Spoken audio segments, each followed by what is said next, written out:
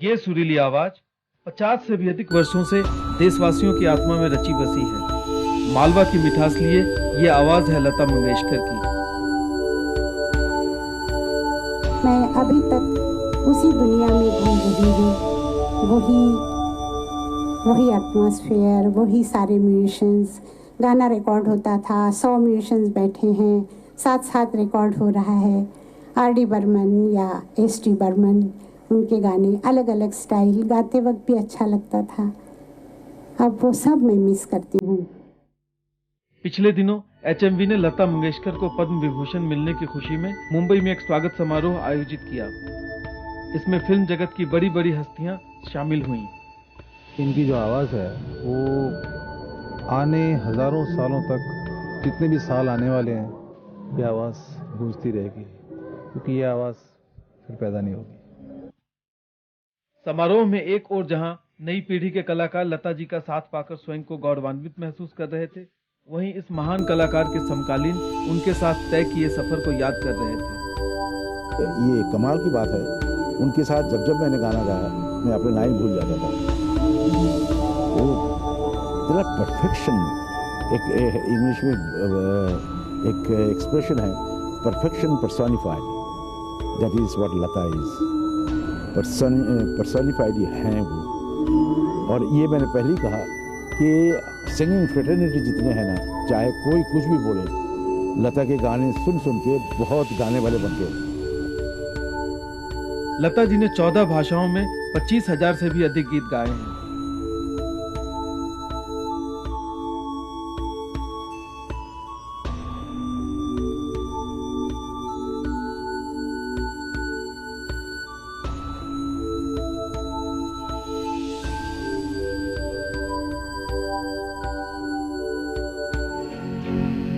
भारत की स्वर साम्राज्ञी सुश्री लता मंगेशकर और विश्व प्रसिद्ध शहनाई वादक उस्ताद बिस्मिल्लाह खान को भारत के सर्वोच्च नागरिक सम्मान भारत रत्न से सम्मानित करने की कल घोषणा की गई। उल्लेखनीय है कि इन हस्तियों को यह सम्मान संगीत के क्षेत्र में उनके द्वारा दिए गए अमूल्य योगदान के लिए प्रदान किया जाएगा।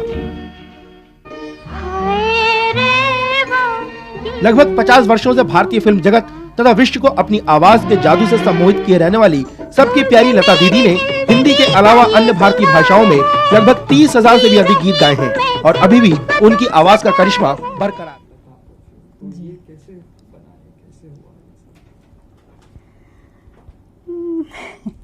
कैसे हुआ मतलब, बस मेरे कुछ हैं मित्र जो उन्होंने ये सोचा कि बनाना चाहिए। उसमें एक तो मेरे भाई का बेटा ही है आदिनाथ, और उसके एक फ्रेंड हैं।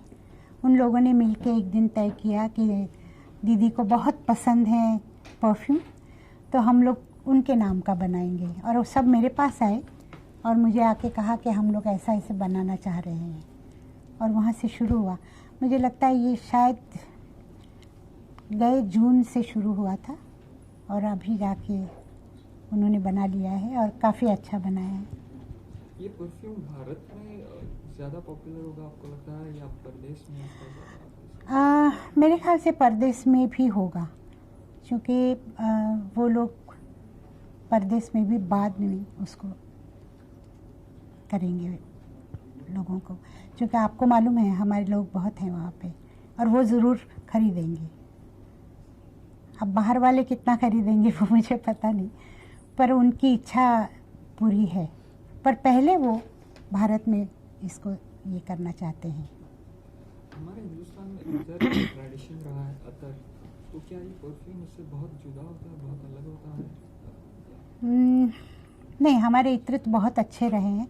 परफ्यूम उससे अलग होता है, बहुत अलग होता है। और हमारे यहाँ तो ज़्यादा चंदन का बेस वगैरह होता है, पर जिनको आदत नहीं होती है उसके लिए बड़ा स्ट्रांग होता है। जैसे मैं पहले यूज़ करती थी, तो मैंने देखा कुछ दिनों के बाद मुझे बार बार सर्दी होना और गला बैठ जाना वगैरह ये सब होने लगा था, क्योंकि वो जाके ज़्यादा ज़ुकाम वगैरह करते हैं। हालांकि हमारे यहाँ उसका काफ़ी चलन था। मेरे पिताजी भी यूज़ करते थे, पर मेरे पिताजी दोनों पसंद करते थे, और वो गोवा के थे, तो गोवा में तो मिलते ही थे उस वक्त बहुत अच्छे अच्छे परफ्यूम्स। तो वो वहाँ से भी लाते थे और उनकी वजह से हमें भी आदत हो गई और हमारे घर में सबको ही पसंद है। मुझे लगता है हर घर में खुशबू तो पसंद ही है लोगों को। क्या ये बहुत एक्सपेंसिव होंगे या अब ये तो मेरे पास नहीं है कुछ, क्योंकि मैंने नहीं बनाया है। वो लोग जाने, वो लोग देखेंगे कि उनके लिए, चूँकि उन्होंने खर्चा बहुत किया है तो हो सकता है कि खर्चे के हिसाब से वो निकालना चाहें तो करेंगे। हाल ही में आपके एल्बम रिलीज हुए श्रद्धांजलि, किशोर दा के जी हाँ, नहीं हाल ही में नहीं, ये मेरे पुराने एल्बम हैं, पर अभी वो उसमें से कुछ मेरी कमेंट्री वगैरह काट के उन्होंने उसका ये बनाया है और मेरा ख्याल शायद रिलीज़ हो गया होगा या होने वाला है। मैं आपको ले जाना चाहूँगा उन दिनों में जब आप इन सब सिंगर्स के साथ काम करते थे। कैसा रहता था एटमॉस्फेयर रिकॉर्डिंग के टाइम? बहुत अच्छा होता था और हम लोग साथ काम करने का जो एक अलग ये रहता था, बहुत अच्छा काम होता था और हंसी मजाक बातचीत ये सब होता था। एक मतलब जैसे भाई बहन होते हैं वैसे हम लोगों का घर जैसा रिश्ता था और एटमॉस्फेयर भी वैसा ही होता था। कोई खास यादें इन लोगों की? बहुत सी यादें हैं पर अभी कोई ऐसी याद नहीं आ रही है मुझे, पर उनके साथ काम करने का एक अलग ही होता था और हम लोग साथ ही गाते थे। आजकल क्या होता है कि जो मेल सिंगर है वो गा के चला जाता है, फिर जाके मैं गाती हूँ, या और आर्टिस्टों के साथ भी ऐसा होता होगा ना। गाने में क्या होता है कि जैसे डुएट हम लोग गा रहे हैं तो डुएट में जब तक पता नहीं चलता कि सामने वाला क्या गा रहा है तो हमें गाने का वो मूड नहीं आ सकता है बोलों के हिसाब से। कि फिल्म का गाना होता है वो एक उस वक्त जो वहाँ फिल्म में फिल्माया जाएगा वो वातावरण जो होता है वो उसके लिए साथ गाना बहुत ज़रूरी होता है, तो वो अब होता नहीं है। म्यूज़िक भी पहले हो जाता है और गाने वाले गा के चले जाते हैं या बाद में आके गाते हैं, तो हम लोग दीवार की तरफ देख के गाते हैं। ह्यूमन कांटेक्ट नहीं रहा। नहीं, हाँ मतलब इसमें होना चाहिए पर्टिकुलरली हमारे गाने में कि क्या हो रहा है। कि जैसे अभी आप मुझे पूछ रहे हैं तो मैं आपको जवाब दे रही हूँ, वैसे ही होता है गाने में कि वो क्या गा रहा है, उसने ये बोल किस इसमें गाया है, क्या क्या एक्सप्रेशन है, तो फिर मुझे गाते वक्त मालूम होता है कि मुझे भी इस तरह से कुछ करना चाहिए।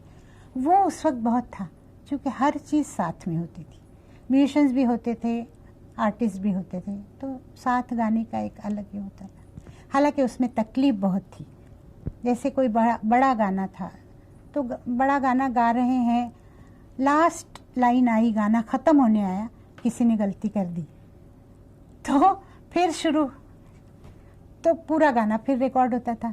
और ऐसे कभी कभी तो मुझे याद है शुरू में 28 टेक, 20 टेक, 30 टेक, मतलब गा रहे हैं गाते गाते थक जाते थे हम लोग, पर फिर भी एक रिजल्ट अच्छा होता था।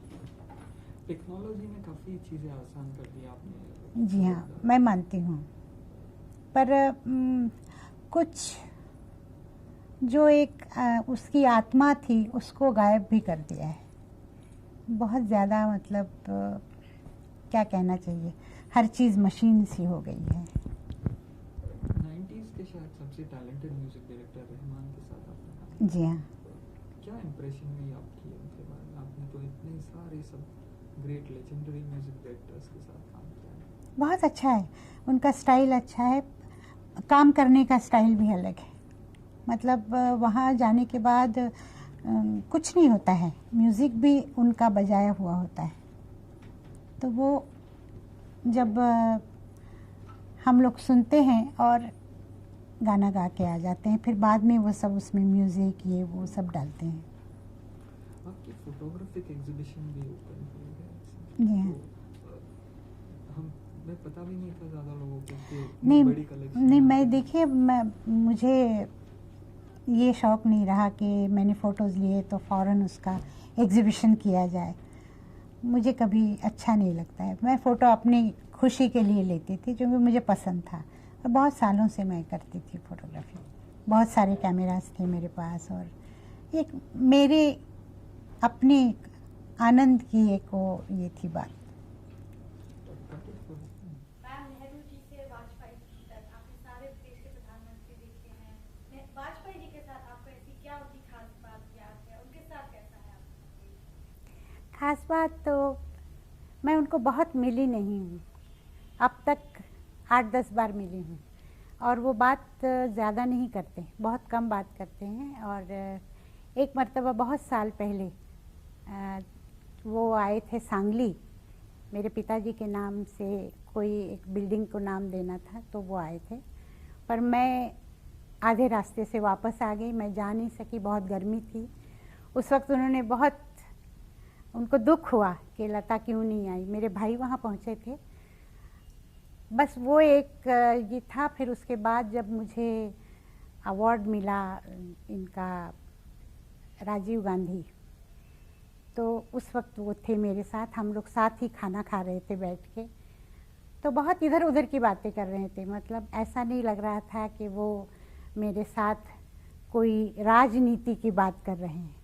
अलग अलग के कैसे, क्या आदत है आपको, क्या पसंद है, क्या खाती हैं, इस तरह की हम लोग बातें करते रहे, पर वो बहुत ज़्यादा बात नहीं करते, ऐसा मेरा ख्याल है। उनकी कोई ऐसी खास खूबी जो आपको बहुत पसंद है, या उनमें कुछ उनकी खूबियों के बारे में बताइए, उनकी खास बातों के बारे में थोड़ा बताइए। मुझे उनकी ख़ास बात ये लगती है, पहली बात तो ये है कि वो अंदर से बहुत कड़क है, मतलब वो किसी बात से डरते नहीं, क्योंकि वो बड़े सच्चे आदमी हैं, उनको किसी चीज़ का डर नहीं लगता है। पर मुझे हमेशा ऐसा लगता है कि जिस जगह पे वो हैं, वो एक कवि हृदय इंसान है, उनका मन कवि का है। तो शायद राजनीति और कवि और संगीत ये मिलती हुई चीज़ें नहीं हैं। उनको बहुत सी चीज़ें ऐसे करनी पड़ती होंगी जो शायद उनको अच्छी नहीं लगती होगी। किसी का दुख उनसे देखा नहीं जाता है। और मैं उनके घर पे भी गई हूँ एक बार, पर वो बात करते वक्त हमेशा ये कहते थे कि हाँ ये ठीक नहीं है, मेरा ख्याल है ऐसा नहीं होता तो ठीक होता। मैं उनकी तरफ जो देखती रही हूँ, जैसे बड़े गुलाम अली खां साहब का गाना सुनते वक्त हमें खुशी होती थी, हम लोग कहीं भी हो वहाँ पहुँच जाते थे।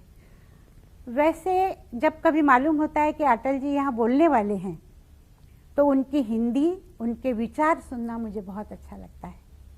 आज भी मुझे वो कहीं बोलते हैं तो मैं बिल्कुल वहाँ बैठ के सुनती हूँ, मुझे बहुत अच्छा लगता है। देश के प्रधानमंत्री की तरह उनको किस तरह से देखते हैं? देश के प्रधानमंत्री के हिसाब से मैं देखती हूँ कि वो इस जगह के लिए योग्य हैं, उनके विचार आचार। पर कभी कभी मुझे ये भी लगता है कि उनकी जो तबीयत है वो उनका साथ नहीं देती है, उनको तकलीफ़ होती है, और उस वक्त मुझे ज़रा थोड़ा अफसोस होता है कि ये जो चाहते हैं वो शायद कर नहीं पा रहे हैं।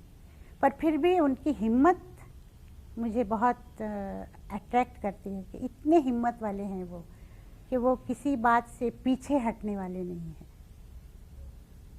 कोई ऐसा इंसिडेंट जो आपका उनके साथ कोई आपको ऐसा याद आते हैं, कोई बात ऐसी जो आप हम सबके साथ शेयर करना चाहें आपके? ऐसी बात तो मुझे मैं खुद बहुत जाके मिलना वगैरह मैं करती नहीं हूँ।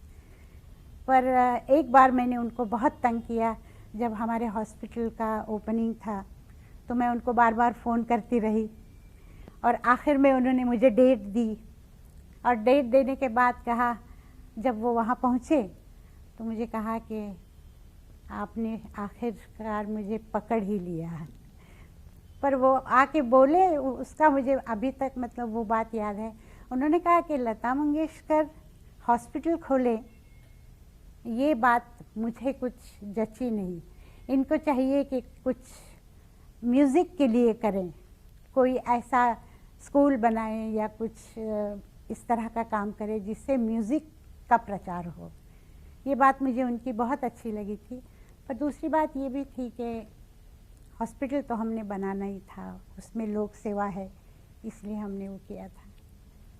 आप खुद राज्यसभा की मेंबर हैं, आपकी थिंकिंग और उनकी में क्या एक जैसा, क्या बात आप जो सोचते हैं देश के लिए, कितना एक जैसा सोचते हैं, किन किन बातों पे? उनकी एक बात शायद मेरे साथ मिलती है, और वो बड़े देशभक्त हैं और मैं भी बहुत बड़ी देशभक्त हूँ, और देश के लिए कुछ भी करने के लिए मेरा मन हमेशा तैयार रहता है। एक राजनेता की तरह आपने उनको बता दिया किस तरह आप सोचती हैं, इंसान की तरह, एक कवि के तरह वो कविताएं भी लिखते हैं, एक कवि की तरह आप उनके बारे में क्या? कवि बहुत अच्छे हैं वो, पर उनकी कविता में मैंने जितने उनकी किताब पढ़ी है उसमें ज़्यादा ये नज़र आया कि कवि होते हैं वो अलग अलग तरह की कविता लिखते हैं, पर इनकी कविताओं में मुझे हमेशा एक बात ज़्यादा नज़र आई कि जैसे एक अकेला आदमी होता है जिसका कोई नहीं होता है। हालांकि दुनिया में हर आदमी अकेला है, मैं अकेली हूँ, आप अकेले हैं, पर मुझे उनमें वो ज़्यादा नज़र आता है कि वो कहीं ना कहीं जाके बहुत अकेले हैं। कोई ऐसी बात जो आप सोचते हैं कि अटल जी में नहीं होनी चाहिए, कोई ऐसी आदत, ऐसी बात जो आप सोचते हैं? मैं सोचती हूँ कि कभी कभी वो ज़रा ज़्यादा भावनावश हो जाते हैं, वो ना हो तो अच्छा है, जो मुझे लगता है। देश का जो सिचुएशन है अभी, जिस तरह से वो सब पर हैंडल कर रहे हैं अपनी पार्टी को, देश को, उसके बारे में क्या? मेरे हिसाब से वो जो कर रहे हैं वो अच्छा ही है, क्योंकि उनके हाथ में जब देश आया, जब वो प्राइम मिनिस्टर बने, तो देश की हालत अच्छी नहीं थी और भी बिगड़ती गई, पर उनको वो संभालते संभालते सब चीज़ें संभालना उनके लिए शायद कठिन हो रहा है, अब आज भी कठिन हो रहा है, ऐसे मुझे लगता है।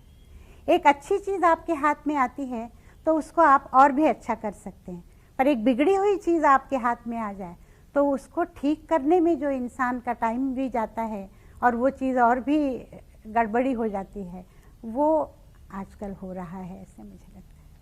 उनके जन्मदिन के अवसर पर आप लोगों को क्या कहना चाहिए, किस तरह से शुभकामनाएं देना चाहिए? नहीं, मेरी बहुत बहुत शुभकामनाएं हैं, और शुभकामनाओं से ज़्यादा भी मैं उनको प्रणाम करती हूँ और उनसे आशीर्वाद मांगती हूँ कि मुझे भी जिस तरह वो खड़े हैं ऐसे रहने की और अपने देश के लिए कुछ करने की हिम्मत दें, ये मैं उनसे आशीर्वाद मांगती हूँ, और भगवान उनको 100 साल की उम्र दे और वो इसी तरह देश की सेवा करते रहें। Thank you. मैं जब भी उनके लिए सोचती हूँ तब मुझे हमेशा महसूस होता है कि वो बहुत अकेले हैं। वो एक कवि हृदय इंसान है और ऐसे लगता है जैसे कविता में खोए हुए हैं। इस दुनिया के बाज़ार में वो नहीं है। तो मुझे अभी उनकी एक कविता मैं लिख के लाई हूँ, मैं आपको मतलब गा तो नहीं सकूँगी इस वक्त, पर मैं ऐसे ही बताती हूँ कि इससे पता चलता है कि वो क्या सोचते हैं। शून्य में खड़ा होना पहाड़ की महानता नहीं, शून्य में खड़ा होना पहाड़ की महानता नहीं, मजबूरी है। जो जितना ऊंचा उतना ही एकाकी है। इससे लगता है कि वो वाकई एकाकी है और हम लोग भी हैं। जो जितना ऊंचा उतना ही एकाकी है, चेहरे पर मुस्काने चिपका मन ही मन रोता है। इसमें सब आ जाता है। लगता है कि ये अटल जी के अपनी जो भावनाएं हैं वो इसमें उन्होंने लिखी है। अटल जी एक तरफ अकेले हैं, दूसरी तरफ मैं देखती हूँ तो उनके एक और कविता के एक छोटा सा ये दिखाई दे रहा है। टूटे हुए सपने की सुने कौन सिसकी, अंतर को चीर व्यथा पलकों पर ठिठकी, हार नहीं मानूंगा, रार नहीं ठानूंगा, काल के कपाल पर लिखता मिटता हूँ, गीत नया गाता हूँ। ये भी एक उनकी कल्पना है। जब आप उनको मिलती हैं या जैसे भी आपने बताया कि वो आपके बारे में क्या कहते हैं, लोगों को या क्या सोचते हैं आपके बारे में? मेरे बारे में वो क्या कहते हैं मुझे मालूम नहीं, मेरे सामने कुछ नहीं कहते, पर सुना है मैंने कि कई मर्तबा मुझे लोगों ने आके कहा कि अटल जी चाहते हैं कि मैं उनकी कविता रिकॉर्ड करूं, मेरा गाना उनको पसंद है, ये मैंने सुना है। पर मुश्किल ये हुई, उनकी किताब लाके मैंने जितनी कविताएं निकाली तो मुझे HMV ने और बाकी लोगों ने बताया कि जगजीत सिंह, अलका याग्निक, पद्मा जो है उसने, इन लोगों ने सब गाने जो मैंने निकाले थे वो रिकॉर्ड किए हैं। तो मैंने जाके खुद, जब मैं गई थी भारत रत्न मिला मुझे, तब मैंने उनको कहा जाके कि आप मेरे लिए कुछ नई कविता लिख के दीजिए, तो वो हंस दिए, सिर्फ कुछ कहा नहीं उन्होंने। या साथ संगतीमध्ये मी केवळ घुसून आलो, मला कळलं नाही, एक 4-5 वर्ष झाली असतील, परंतु या साथ संगत या संस्थेला मात्र आज 15 वर्ष सतत काही ना काहीतरी कार्यक्रम घेऊन ते आयोजित केलेला आहे। वयाची 65 वर्षे त्यांची झाली, मला वाटतं त्यातली बरीचशी सगळी सुरामध्येच गेली लहानपणा। थोडंसं मी अनिलबद्दल बोलतो, कारण त्याचं बालपण आणि त्याचं थोडंसं तरुणपण जे ऑल इंडिया रेडिओ किंवा आज संगत आणि ETV मराठीच्या वतीनं गान कोकिळेचा सन्मान येत आहे। चिरयेत शरदशतम स्नेहांकित मंगेशकर नाट्यगृह विले पार्ले पूर्व, मुंबई। आप तीनों ने देना।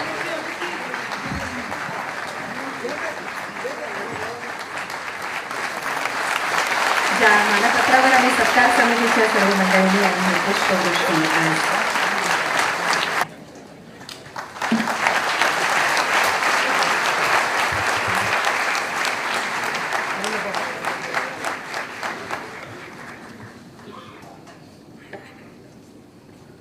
माननीय मुख्यमंत्री विलासरावजी देशमुख, अनिल मोहिले आणि मंचावर बसलेले सर्व मान्यवर बंधू भगिनींनो, नमस्कार।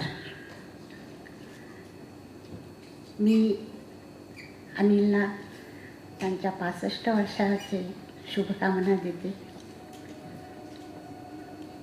त्यांनी अजूनही खूप काम करावं, खूप चांगलं म्युझिक करावं असा त्यांना मी आशीर्वाद देते, कारण माझ्यापेक्षा ती खूप लहान आहेत।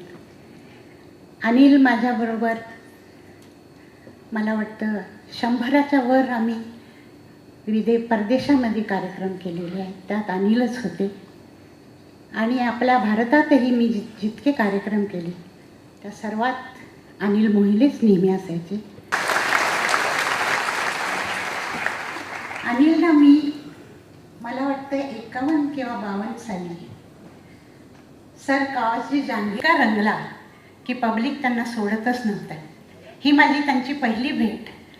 त्यानंतर ते हृदयनाथकडे काम करायला लागले आणि नंतर आमच्या फिल्म इंडस्ट्रीमध्ये त्यांनी बऱ्याचशा मोठ्या मोठ्या संगीतकारांबरोबर असिस्टंट म्हणून काम केलं आहे, आलेलं आहे। आणि त्यांचा आशीर्वाद त्यांना, तुमचा सर्वांचा आशीर्वाद त्यांना आहेच, आणि मी पण त्यांना खूप शुभेच्छा देते आणि आपली रजा घेते। नमस्कार। Lata ji being her name to a perfume? It's not actually persuading Lata ji. We are working on one project under the brand name of Urvashi for Europe. And incidentally, through a common friend of mine, I met Adinath, her nephew, and he had a dream of creating a perfume in his auntie's name. So we sat together and we thought that we can really create a great perfume to celebrate her 70th birthday, and also a perfume which can match her enigmatic personality, which is very towering, at the same time very pleasant and acceptable to the whole Indian community. Other perfumes have been made earlier on the named after Zeenat Maan and recently after Shah Rukh Khan. So do you think Lata ji fits into the category of people who who can sell a perfume just by the name of? See, I would not like to compare any product with any product. Especially Lata Udyog Paksa is a very specific product, and it has been created keeping in mind the personality of Lata Didi, number one. And secondly, there was no precedence of premium perfume being created, manufactured and marketed in India. Lata is the first premium perfume in Indian market, and a lot of input have been given to the project. Everything has been sourced from France, and all very expensive and exquisite and very exclusive raw materials have been used. And the perfume is a reflection of her personality, and her own involvement in the project is also quite substantial. We always consult her for all the decisions. Therefore, since the celebrity brand which we are using, that celebrity herself, she is involved in the project. I think this project is quite unique, and the brand is also quite unique. It can't be compared with Zeenat or Shah Rukh. Those also very good brands, but this is unique. This is something different, and this is in the premium category. Okay. What will be the charm of a perfume named after Lata ji? Who would it appeal to? She's a singer. Remember, Yeah. she's not a film star. Yeah. She's not. Yeah, exactly. Very young. Exactly. No, Didi has hundreds of million fans throughout the world, and the profile of my target audience is very, very clear. They are necessarily fans of Didi's music and songs, number one. They are in the age bracket of 25 to 45. They are financially very comfortable. They are proud that they are Indians, and they also love, like and respect Didi. And as such, I don't find putting a bridge between music to fragrance is all that difficult. Thank you. Thank you. You can't even talk of Lata ji in the same breath. I mean, Lata ji is a legend. Lata ji is once in a blue moon. And I think it's not fair to the other singers to be even compared to such a huge singer. Who's your favorite singer? Not, I haven't heard so much classical. I mean, I've not grown up on classical music, so मेरी favorite singer तो लता जी.